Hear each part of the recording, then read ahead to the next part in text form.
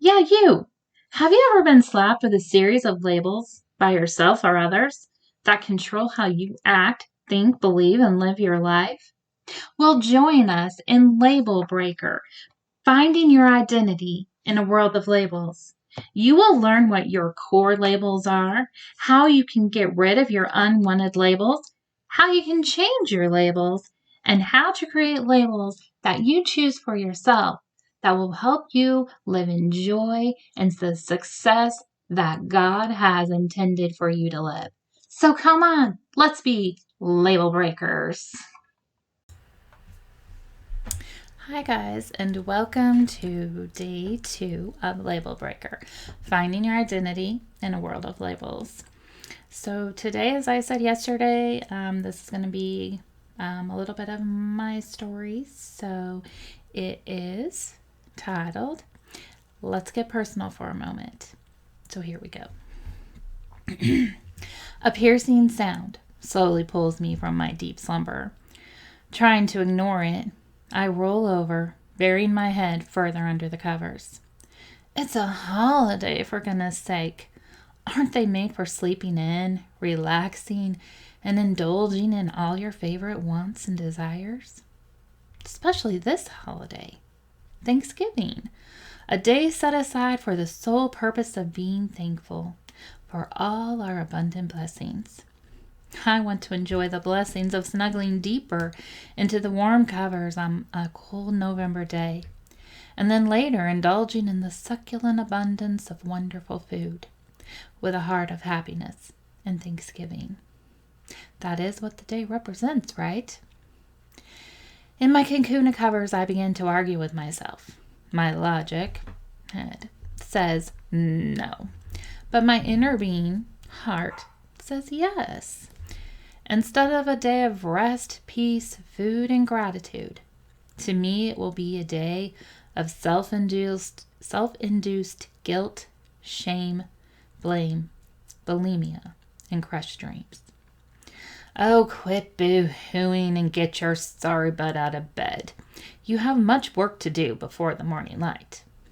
Begrudgingly, I throw off the warm security of my blankets and stumble, unthankfully, to the bathroom, beginning my typical morning routine. Pee, strip, get on the scale. Knowing my number today is critical as to how this day will turn out. If I am down a pound, then there will be less self-punishment. If my weight is the same as yesterday's, then strict diligence must be applied.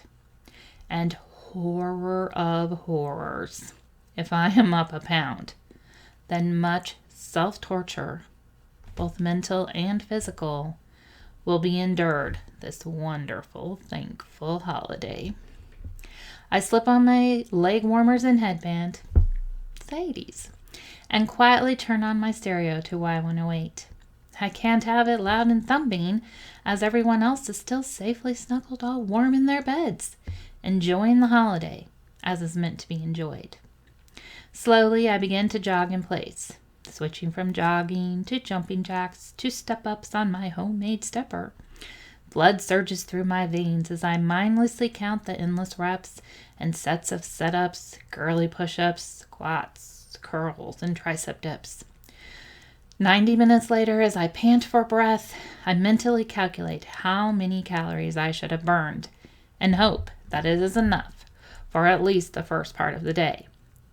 Getting in the shower, I am contemplating my outfit for the day, one that is festive, but that will also camouflage my most undesirable attributes, which is most of them.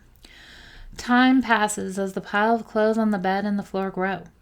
After multiple tries, I finally settle on a loose skirt and shirt that are equivalent to wearing a bedsheet.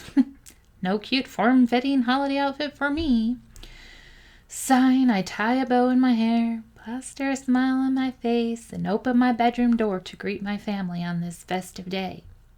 However, the house is still quiet, as it's only about 7 a.m.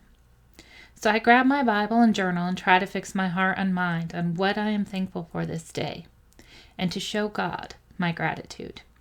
Of course, I list my Savior, my family, my health, my home, food, shelter, and clothing. Don't get me wrong. I am truly grateful for all these things. However, there is a secret place in my heart that is never thankful. No matter how much I try to convince myself and God that I am not thankful for the mental and emotional abuse that I get from myself and others on a daily basis. My pain is one that has grown since the tender age of 9 or 10, when my body began to change. A few pounds here and a few pounds there, a snide comment, a mocking tease, a reprimand in love, a gentle reminder that I don't need that, a look that says, you can't do that. Sit there, fit there, go there, be here. With each comment, reminder, and look, my self-loathing grew. I tried to fight it, to not let it win my heart and mind. But no matter how hard I fought, there was always a piece of self-hate and, truthfully, God-hate in my heart. How come he wasn't answering my cries? I am trying. I am doing my part. Why isn't he helping me? Why won't this struggle go away or get better? Why do I have to obsess on it unceasingly 24/7? It isn't like I'm asking him for something huge, like curing a terminal illness, growing a new limb, restoring my sight or hearing. I'm just asking him for a little help in the weight department. It's not even that much weight, like 20 pounds. He could just sneeze, and then be gone. But alas, that is not the case. So I am up early on this Thanksgiving morning, trying to do my part both physically and spiritually, so he will do his. Exercise, check. Festive outfit, check. Devotion, check. Journal, check. Smile on, check. It is showtime because the rest of the family is finally awake, and it is, after all, a day of feasting, celebrating Thanksgiving and family. Cueing my smile, excitement, and cheeriness, I turn on the Macy's Thanksgiving Day Parade. I sink into an armchair and watch, enjoying the floats, balloons, bands, singers, but sitting in anticipation for the Radio City Music Hall Rockettes. Secretly, I have dreamed of one day being in the Macy's Thanksgiving Day Parade as a famed Rockette. Not many know this dream, however, since I stopped sharing it the day I mentioned it to an older boy who laughed in my face and scoffed, "You." To which my red-faced, heartbroken, and murmured reply was, "Yeah, dumb, huh?" In that moment, I let the label of never going to be worthy of being a Rockette be stuck upon me, along with the labels of fat and you're not good enough. Still, the desire to be a Rockette continues to haunt me. I quickly bury the hurt and melancholy this memory gives me deep down inside, for my daddy has come into the room excited and happy. His love for the holidays and vacations is infectious, mostly due to the fact that it seems like he is ours, and only ours, at these special times. Being a minister, he does have to work many of them, and we usually have extra guests at our house, like the boy who said the comment. But it still seems like this is when we get him to ourselves the most, and so we all live it up and love the holidays. We have a family tradition of watching the Macy's parade and waiting for Santa Claus to come. When we finally spot him on the TV screen, my daddy will excitedly exclaim, "I see him! I see him! Ho, ho, ho! It's Christmas!" And that is the official start to our family's Christmas season. It is impossible not to share his joy. I lost my daddy to heaven the day after Thanksgiving 2018. But this is still a moment my family shares together and will always be a moment I share with my daddy in my heart. As the parade ends and the food finishes cooking, we load up the car and head to my grandparents' house to celebrate with our extended family. There was much laughter and tons of food. Eating, playing games, watching sports, and family movies, all with discreet trips to the bathroom to purge myself of the delicious food that I cannot stop eating. But I also cannot allow the calories to add up throughout this wonderful day. The day is filled with much joy and genuine moments of thankfulness, as I am blessed with a very loving, caring, and fun family and extended family. You guys really are. Love you. They have never intentionally inflicted pain on me, either physically or mentally.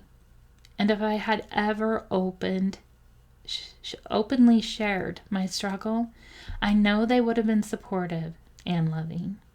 They would have wanted to help me bring change to this situation. But that is the problem with labels and hurts that turn into addictions, pain, shame, guilt, disappointments, and life struggles. We don't share them. And they grow and become life-defining and sometimes life-threatening. As I snuggle down into my warm blankets at the end of the day, I don't even try to write in my food and exercise journal. It would be impossible to have kept a record of each and every bite that was put into my mouth and later purged.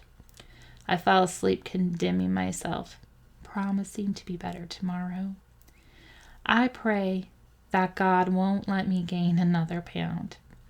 And if to my shame and horror I had, that he would please help me to do better and to lose it in the other 20 pounds I am already trying to lose.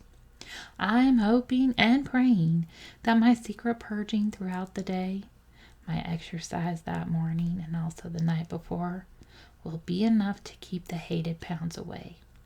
Because with each pound, the self-loathing grows and grows. Happy Thanksgiving. This account of my typical Thanksgiving happened from the early age of about 10 till I was 24 years old. My succeeding 20 years have brought some relief from this Thanksgiving masochism, as I literally have not had the time or energy to commit to multiple hours of exercise or daily food journaling. The constant drama of raising 4 beautiful children with my loving husband tends to lead easily into putting myself on the back burner. Besides, I had gained so much weight due to years of undiagnosed thyroid issues, pregnancies, and other health crises that I hadn't even given up trying. With over 150 excess pounds, the self-loathing was at an all-time high. This does not mean I gave up caring my deep-seated desires or the longings of my heart. It just means it led to such a sense of hopelessness, regret, shame, and a depression so deep that I almost succumbed to it. I am truly thankful God did not leave me there in my seemingly bottomless pit. He provided a way out and a healing that is real and lasting. He is now restoring my heart and my desires and my dreams, because through it all, I never fully gave up on him or my dreams and desires. I still have the dream of being a rockette, an actress, a dancer, an author. Those dreams and desires never went away. They were just buried under fear, hurt, assumptions, labels from myself and others, and eventually under the physical woes of fat and sickness. And I felt there wasn't even a remote possibility of them ever coming true.